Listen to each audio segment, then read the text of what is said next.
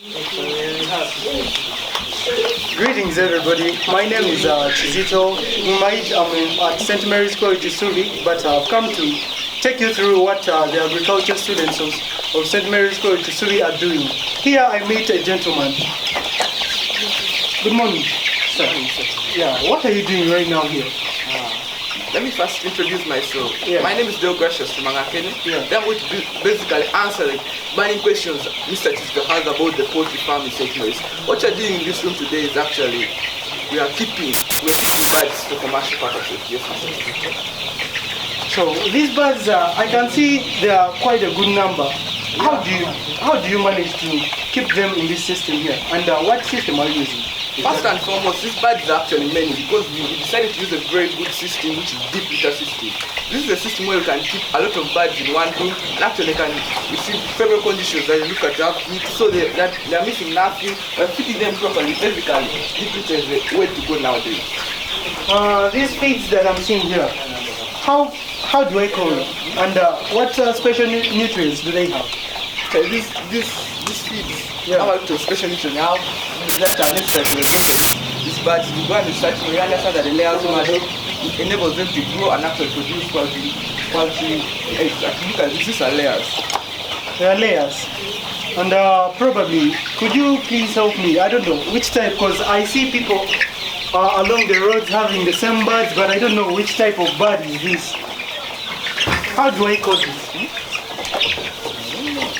Okay, this is a layer, and look at it. Layers actually this kind of color. Most of them have the same color. If you look at the streets, these are the people who sell these birds at the streets. I don't think the same kind because this is a very qualified breed, not like the other exotic breeds where they can easily survive. They have their that color, but this is actually a very good bird. These birds were picked from the hatchery during incubation. When you brought them here, they're actually very small. You brought a good number of birds, but first we had to put in some conditions to enable them to survive because look at these birds, they're very delicate. When they brought here at a very small size and actually they have grown. Now, and this growth rate is really impressive because the conditions that give them are actually favorable enough for them to grow at this age. And if we continue in the same pace, we shall be able to have these birds ready. Now, how old is this bird right now?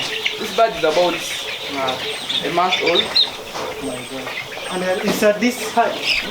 Yeah, because look at the feed we give them. This is actually layers mash, and the conditions we give them, the ventilation is proper, the heat is actually necessary for a natural bird to have a natural incubation. Gentlemen, I have many questions to ask you, but I would ask whether you can take me through the whole management because I can't bring out all the questions and there are many actually. Could you tell me the things that are here? Yeah, Mr. Chito. Yeah. First, maybe take you through how when you brought this bird, what you put, the precautions you made necessary before you got this bird, the day before or a week before. Yeah. Before you got this bird from the hatchery, we actually first cleaned the room.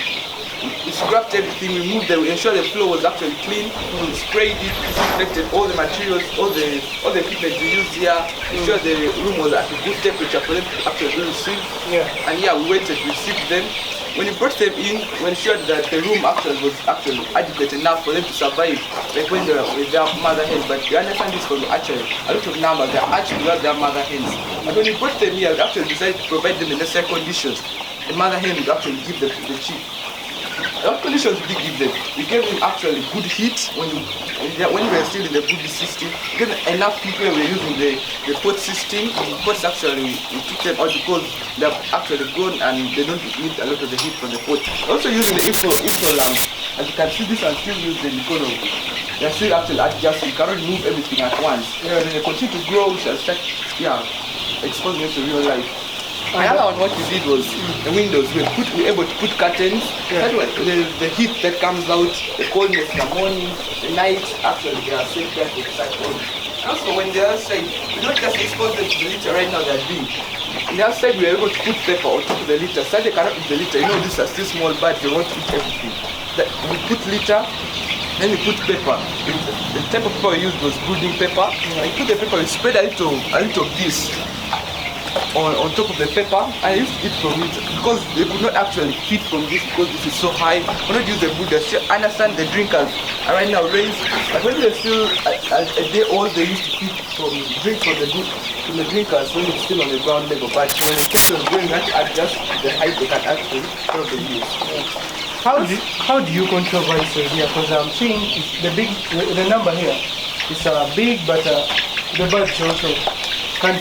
The space there is need for adjustment. I'm seeing other rooms there, but I don't know how do you prevent the vices. Vices here actually just like they just transfer in this. If you look at their room, have patches that will reduce the need for space. They can actually hang when they are actually tired from being in one space.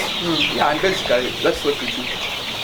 Besides that, I would like to know some of the first priorities that you took. What are things that you thought of before establishing this system here? First looked at the environment because you could not put our birds in a noisy environment because it would cause stress to them. Also looked at the number we wanted, that's why we constructed a room for the number actually we wanted. And also looked at the need for these birds in society. That's why we decided to come up with a Jupiter system that actually cater for layers other than any other system. And one thing I almost forgot, when we brought them here, we first actually vaccinated them because when you pick them from actually they give a Malik's vaccine, that was the eye drop. But when we brought them here, we gave them Newcastle on the neck, and some days back we were able to give them another Newcastle, the Socha. Brother, I'm seeing this weighing scale, I don't know. Do you weigh the birds here, or what's the use of this? Okay, this weighing scale is for the feeds you give them because we need to understand if you give them these feeds, how long will they take to grow? So we need to understand, we need to continue looking at their pace, how they react to the amount of food do they finish in this particular period. And you can see that we have been giving them this feed and they don't finish. Maybe there's a problem, maybe they're sick. That's why we continue to weigh them every morning before we give them. Actually, all these feeds are weighed. Brother, I've had many and I'm so interested in doing such an activity. But besides that, could you please tell me the challenges that you faced or you've seen so far through this process? Basically, the challenges I think are this. Maybe basically we don't have challenges so much because they have just been transferred from the Buddha where they were actually at a high class facility. They were not experienced to some abnormal factors, but I believe as time goes on, they'll actually come to factors, fall sick, infections. Because this is a school farm, students will come from class where they've stepped, they didn't infect and they don't be that strong, so basically they'll keep on falling sick several times. Yeah, and what about the marketing? Because I see, I don't know where they go after here. Where do you put them after? This being a poultry farm and it's adjacent to the school, you look at St. Mary's during this big occasions. Obviously, meaning you feed well, right? Yeah. Okay. So therefore, the problem of market is actually null and void because when the birds grow, we should be able to sell them to the school and income for children. You are students. Do you have any vision after this? Do you have any plan? Because seeing right now, it's like on a small scale. Do you have any vision that maybe in future you are planning to do this or this? Yeah. In future, we hope to extend the poultry house that we can be able to accommodate even 1,000 birds or even plus. Because right now, we live around 1,000, but we expect a bigger number and actually not only layers. We hope to in the future to also be supplying the nearby communities with birds, not only the school, we shall be supplying maybe the part of Uganda with the eggs from St. Mary's. Ladies and gentlemen, that's all what we have from our brother from St. Mary's College Kisubi. Is in Senior 3 and I myself am in Senior 3. Thank you for watching.